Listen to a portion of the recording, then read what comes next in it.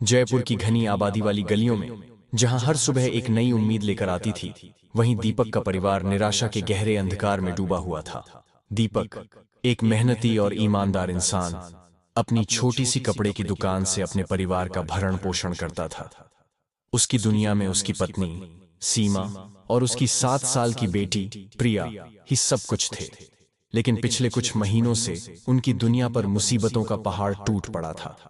व्यापार में एक बड़े धोखे के कारण दीपक पर लाखों का कर्ज चढ़ गया था और लेनदार हर दिन दरवाजे पर आकर उसे अपमानित करते थे।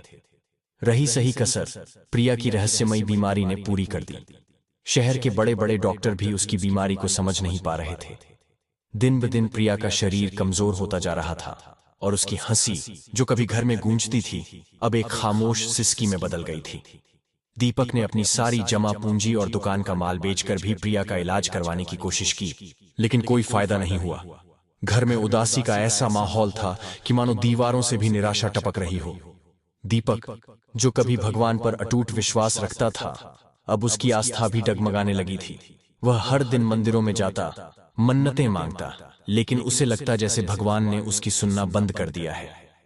एक शाम जब दीपक पूरी तरह से टूट चुका था और अपनी किस्मत को कोस रहा था, उसके दरवाजे पर एक बूढ़ा फकीर आया। उसकी आंखों में एक अजीब सी चमक थी और चेहरे पर एक शांत मुस्कान। उसने दीपक से पानी मांगा। दीपक ने उसे पानी पिलाया और अपनी दुख भरी कहानी कह सुनाई। फकीर ने शांति से सब कुछ सुना और फिर बोला, बेटा, जब दुनिया के सारे दरवाजे बंद हो जाए, तब उस दरवाजे पर जाना चाहिए जो कभी किसी के लिए बंद नहीं होता। तुम हारे के सहारे के पास क्यों नहीं जाते? दीपक ने आश्चर्य से पूछा, कौन है यह हारे का सहारा बाबा? फकीर मुस्कुराया। राजस्थान के सीकर जिले में खाटू नाम का एक गांव है।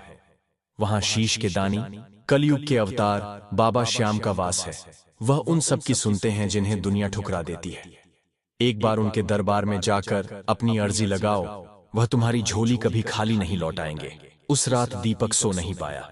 फकीर के शब्द उसके कानों में गूंज रहे थे। एक अनजानी सी उम्मीद की किरण उसके मन में जाग उठी थी। उसने सीमा को यह बात बताई। सीमा की आंखों में भी एक चमक दिखाई दी।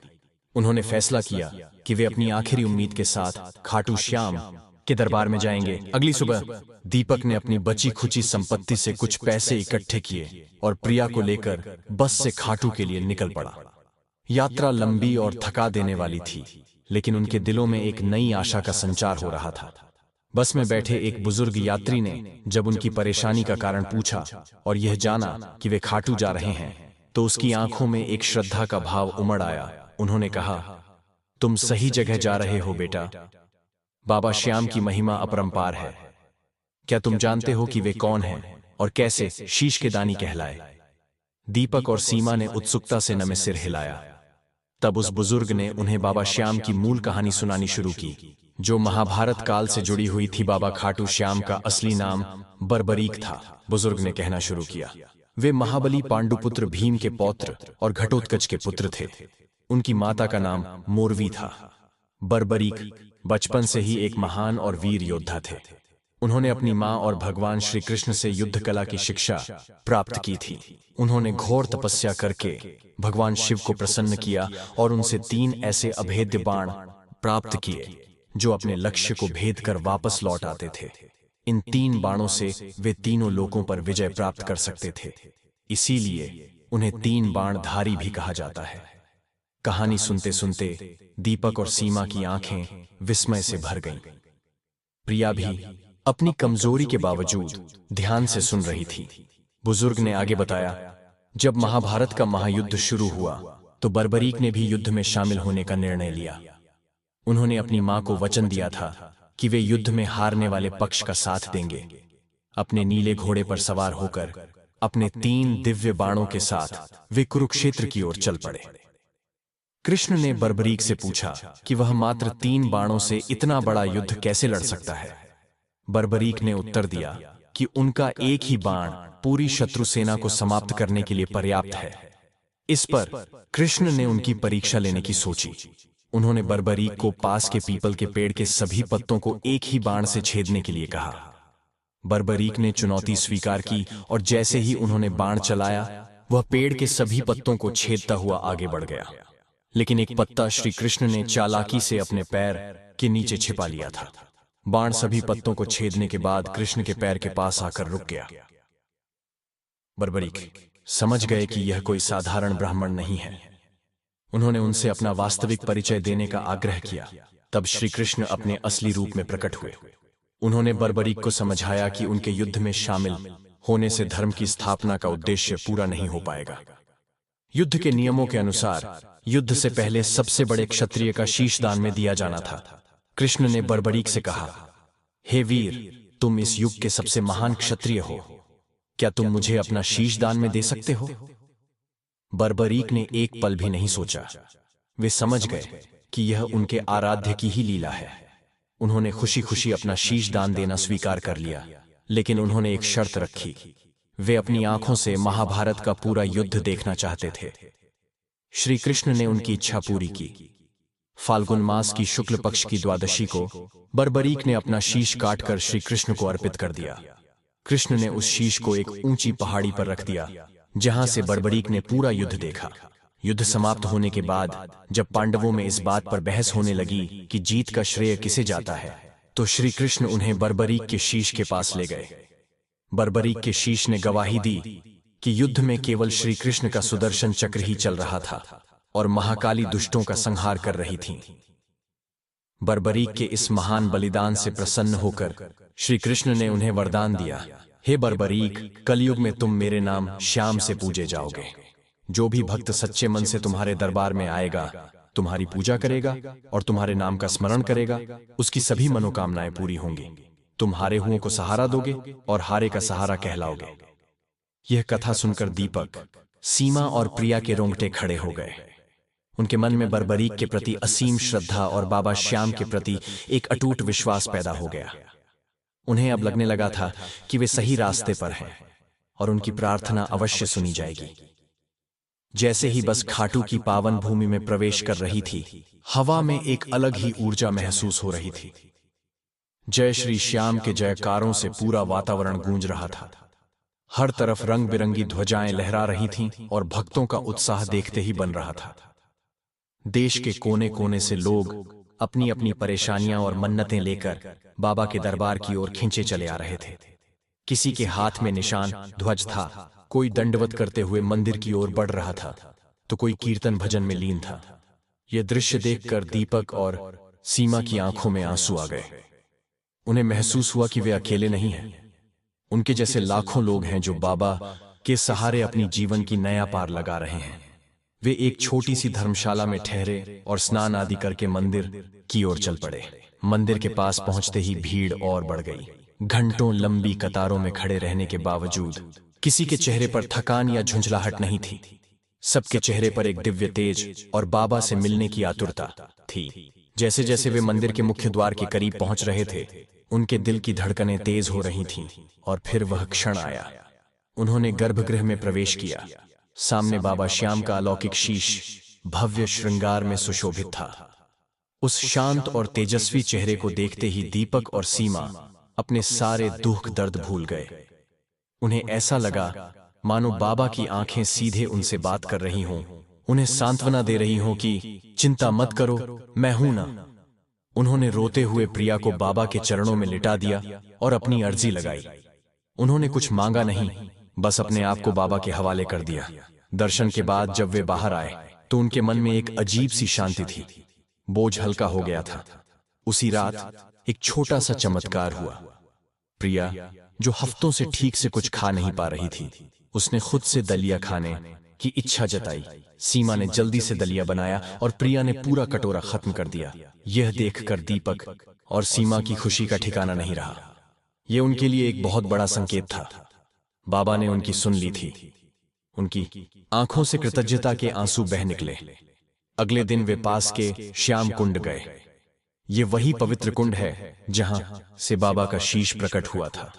मान्यता है कि इस कुंड में स्नान करने से सारे रोग दोष दूर हो जाते हैं। उन्होंने प्रिया को उस कुंड के पवित्र जल से स्नान कराया। उन्हें महसूस हो रहा था जैसे कुंड का दिव्य जल प्रिया के शरीर से सारी नकारात्मकता को धो रहा है। खाटू में रहते हुए उन्हें 3 दिन हो गए थे। इन 3 दिनों में प्रिया की हालत में आश्चर्यजनक सुधार देखने को मिला। वह अब थोड़ा बहुत चलने फिरने लगी थी और उसके चेहरे पर रौनक लौटने लगी थी। दीपक और सीमा अपना अधिकांश समय बाबा के भजन कीर्तन में और सेवा करने में बिताते थे। वे हर दिन मंदिर जाते और बस बाबा को निहारते रहते। इस दौरान उन्होंने भक्तों के मुंह से बाबा के अनगिनत चमत्कारों के किस्से सुने। किसी ने बताया कि कैसे बाबा ने उसकी डूबती हुई कंपनी को बचाया, तो किसी ने बताया कि कैसे सालों की निसंतानता के बाद बाबा की कृपा से उसके घर में किलकारियां गूंजी। एक भक्त जिसका नाम अभिषेक था, दिल्ली से आया था।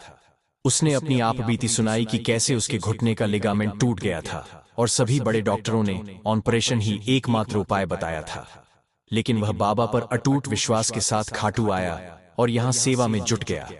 उसने निशान यात्रा भी पैदल चलकर पूरी की और बाबा के दर्शन के बाद उसका पैर बिना किसी ऑपरेशन या दवाई के पूरी तरह से ठीक हो गया।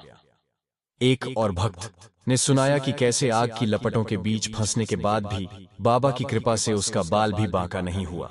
ये सब कहानियां सुनकर दीपक और सीमा का विश्वास और भी दृढ़ होता गया। उन्हें समझ आने लगा कि जहां विज्ञान और तर्क समाप्त होते हैं, वहां से बाबा की लीला शुरू होती है। चौथे दिन जब वे मंदिर में आरती में शामिल थे, एक अविश्वसनीय घटना घटी। आरती के दौरान मंदिर का एक पुजारी, जिसे वे जानते भी नहीं थे, उनके पास आया।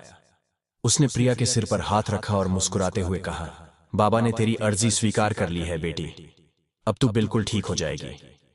और उसने उन्हें बाबा पर चढ़ाया हुआ एक फूल प्रसाद के रूप में दिया। दीपक और सीमा हैरान रह गए। इतनी भीड़ में उस पुजारी ने उन्हीं को कैसे पहचाना? उन्हें लगा जैसे स्वयं बाबा ने पुजारी के रूप में उन्हें आशीर्वाद दिया हो। उस रात प्रिया को बहुत अच्छी नींद आई। सुबह जब वह उठी तो वह पूरी तरह से स्वस्थ थी। वह दौड़कर दीपक और सीमा के गले लग गई। उसकी आंखों में वही पुरानी चमक और चेहरे पर वही खिलखिलाती हंसी थी। यह एक साक्षात चमत्कार था जिसे कोई भी डॉक्टर या विज्ञान समझा नहीं सकता था। दीपक और सीमा की आंखों से अविरल अश्रुधारा बह रही थी, लेकिन ये दुख के नहीं बल्कि खुशी और कृतज्ञता के आंसू थे। उन्होंने अपना सब कुछ बाबा के चरणों में समर्पित कर दिया। प्रिया के स्वस्थ होने की खुशी लेकर वे जयपुर लौटने की तैयारी कर रहे थे। उनके मन में अब कोई डर या चिंता नहीं थी। उन्हें विश्वास था कि जिसने उनकी बेटी को जीवन दान दिया है, वह उनके कर्ज की समस्या का भी कोई न कोई हल निकाल ही देगा। लेकिन शायद बाबा उनकी और भी कठिन परीक्षा लेना चाहते थे। जैसे ही वे जयपुर पहुंचे, उन्हें पता चला कि जिस लेनदार का उन पर सबसे ज्यादा कर्ज था, उसने धोखेधड़ी का आरोप लगाकर उनके खिलाफ पुलिस में शिकायत दर्ज करा दी है। पुलिस उन्हें पकड़ने के लिए उनके घर आ पहुंची। ये एक बहुत बड़ा आघात था। एक पल के लिए दीपक का विश्वास फिर से डगमगाया। उसने सोचा, बाबा, यह क्या लीला है? एक तरफ आपने मेरी बेटी को बचाया और दूसरी तरफ मुझे इस नई मुसीबत में डाल दिया। पुलिस उसे थाने ले गई। सीमा प्रिया को लेकर असहाय और अकेली रह गई। ऐसा लग रहा था कि वे एक दलदल से निकले ही थे कि दूसरे में फंस गए। यह उनके जीवन की सबसे कठिन घड़ी थी। वे सचमुच हार चुके थे। दुनिया की नजर में दीपक एक अपराधी था और उसके पास अपनी बेगुनाही साबित करने का कोई रास्ता नहीं था। जेल की ठंडी कोठरी में बैठे हुए दीपक को घोर निराशा ने घेर लिया। लेकिन तभी उसे खाटू की वह यात्रा, बाबा का वह शांत चेहरा और पुजारी के वे शब्द याद आए। उसे फकीर की बात याद आई, जब दुनिया के सारे दरवाजे बंद हो जाएं, उसे एहसास हुआ कि यह बाबा की परीक्षा है। वह देखना चाहते हैं कि सबसे कठिन परिस्थिति में भी उसका विश्वास बना रहता है या नहीं। दीपक ने अपनी आंखें बंद की और सच्चे हृदय से बाबा श्याम को याद किया। उसने कहा, हे शीश के दानी, हे हारे के सहारे, मैं सब कुछ तुम पर छोड़ता हूं। मुझे नहीं पता कि मैं कैसे निर्दोष साबित होऊंगा। मुझे नहीं पता कि यह कर्ज कैसे उतरेगा। मैं तो हार चुका हूं। अब यह लड़ाई मेरी नहीं, आपकी है। आप ही मुझे इस संकट से बाहर निकालो। यह कहकर दीपक ने सब कुछ बाबा पर छोड़ दिया और एक गहरी शांति में डूब गया।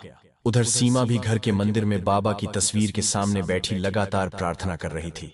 अगले दिन कुछ ऐसा हुआ जिसकी किसी ने कल्पना भी नहीं की थी। अगला दिन दीपक की अदालत में पेशी का था। उसे हथकड़ियों में अदालत लाया गया।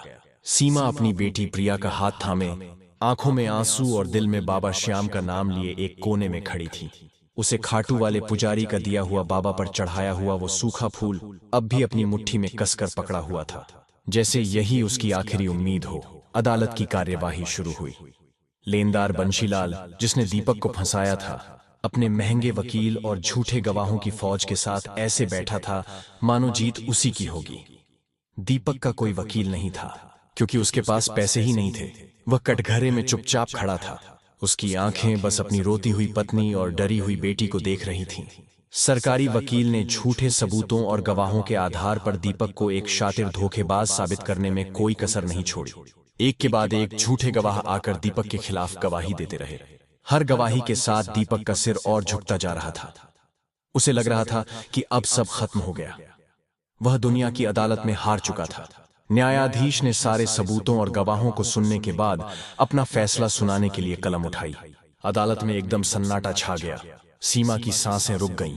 दीपक ने अपनी आंखें बंद कर लीं और मन ही मन बाबा से कहा, हे हारे के सहारे, मैं हार गया। दुनिया की हर अदालत, हर इंसान के सामने मैं हार चुका हूं।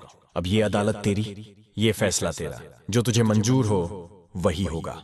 जैसे ही न्यायाधीश अपना फैसला लिखने वाले थे, अदालत के हॉल में अचानक हवा का एक तेज झोंका आया। किसी को समझ नहीं आया कि बंद कमरे में यह तूफानी हवा कहां से आई। उस हवा के झोंके से सीमा की मुट्ठी खुल गई और वो सूखा हुआ फूल उड़कर सीधे न्यायाधीश की मेज पर रखे कागजों के ऊपर जाकर गिरा। न्यायाधीश ने आश्चर्य से उस फूल को देखा। जैसे ही उन्होंने उसे उठाने के लिए हाथ बढ़ाया, एक और चमत्कार हुआ। कटघरे में खड़ा असली धोखेबाज व्यापारी, जो अब तक शांत बैठा था, अचानक अपनी जगह से खड़ा हो गया और जोर जोर से चिल्लाने लगा, नहीं नहीं, मुझे बचाओ, इन्हें रोको। सब लोग उसे देखने लगे। उसकी आंखें खौफ से फटी हुई थीं और वह किसी ऐसी चीज को देख रहा था जो और किसी को नजर नहीं आ रही थी। वह कांपते हुए चिल्लाया, वो देखो, कटघरे में दीपक की जगह कौन खड़ा है? नीले घोड़े वाला। उसके हाथ में धनुष और 3 बाण हैं। वो मुझे घूर रहा है। नहीं, मुझे माफ कर दो, मुझे माफ कर दो। यह कहते कहते वह जमीन पर गिर पड़ा और पागलों की तरह बड़बड़ाने लगा, ये सब झूठ है। दीपक निर्दोष है। असली गुनहगार मैं हूं। मैंने ही बंशीलाल सेठ के साथ मिलकर इसे फंसाया है। सारे कागज झूठे हैं, सारे गवाह झूठे हैं। वो देखो, वो बाण मेरी तरफ आ रहा है, बचाओ। पूरा कोर्ट रूम स्तब्ध रह गया। न्यायाधीश अपनी कुर्सी से खड़े हो गए। पुलिस ने तुरंत उस व्यापारी को पकड़ लिया। बंशीलाल का चेहरा डर के मारे सफेद पड़ गया। जो रहस्य बंद कमरों में दफन था, वह बाबा श्याम की कृपा से भरी अदालत में उजागर हो चुका था। न्यायाधीश को कुछ समझने में देर नहीं लगी। उन्होंने तुरंत दीपक को बाइज्जत बरी करने का आदेश दिया और असली गुनहगारों, व्यापारी और सेठ बंशीलाल को धोखाधड़ी और एक निर्दोष को फंसाने के जुर्म में गिरफ्तार करने का हुक्म सुनाया। जब हथकड़ियां दीपक के हाथों से खोली गईं, तो वह दौड़कर अपनी पत्नी और बेटी के गले लग गया। तीनों की आंखों से खुशी के आंसू बह रहे थे। उन्होंने उस चमत्कारिक फूल को उठाया जिसे अब भी वे अपनी जान से ज्यादा कीमती समझ रहे थे। यह एक सूखा फूल नहीं था, यह बाबा श्याम का आशीर्वाद था। उनका वचन था कि जो हारकर उनके दर पर आता है, उसकी जीत निश्चित है। यह घटना पूरे शहर में आग की तरह फैल गई। लोगों ने अपनी आंखों से देखा कि कैसे कलयुग में भी भगवान अपने भक्त की रक्षा के लिए साक्षात प्रकट होते हैं। दीपक की कहानी विश्वास की एक मिसाल बन गई। उसने यह साबित कर दिया कि दुनिया की कोई भी ताकत उस इंसान को नहीं हरा सकती जिसका सहारा स्वयं हारे का सहारा बाबा श्याम हो। दीपक ने फिर से अपना व्यापार शुरू किया और बाबा के आशीर्वाद से उसका काम दिन दूनी रात चौगुनी तरक्की करने लगा। उसने अपनी सफलता का एक हिस्सा हमेशा खाटू में सेवा कार्यों के लिए समर्पित किया। उनका परिवार अब हर साल फाल्गुन मेले में खाटू धाम जरूर जाता है। वे अब यह समझ चुके थे कि बाबा के चमत्कार केवल समस्याओं को हल करने के लिए नहीं होते, बल्कि वे इंसान को अंदर से बदलने, उसके विश्वास को चट्टान की तरह मजबूत करने और उसे यह सिखाने के लिए होते हैं कि जब आप अपना सब कुछ सच्चे मन से उन पर छोड़ देते हैं, तो वह आपकी लड़ाई को अपना बना लेते हैं। दीपक की कहानी उन लाखों भक्तों की कहानियों में से एक है, जो इस बात का प्रमाण है कि जब इंसान दुनिया से पूरी तरह हार जाता है, जब उसे कोई रास्ता नहीं सूझता, तब बाबा श्याम उसका हाथ थाम लेते हैं। वे सचमुच हारे का सहारा हैं। उनकी महिमा अनंत है और उनकी कृपा अपने भक्तों पर सदैव बनी रहती है। हारे का सहारा बाबा श्याम हमारा। जय श्री श्याम।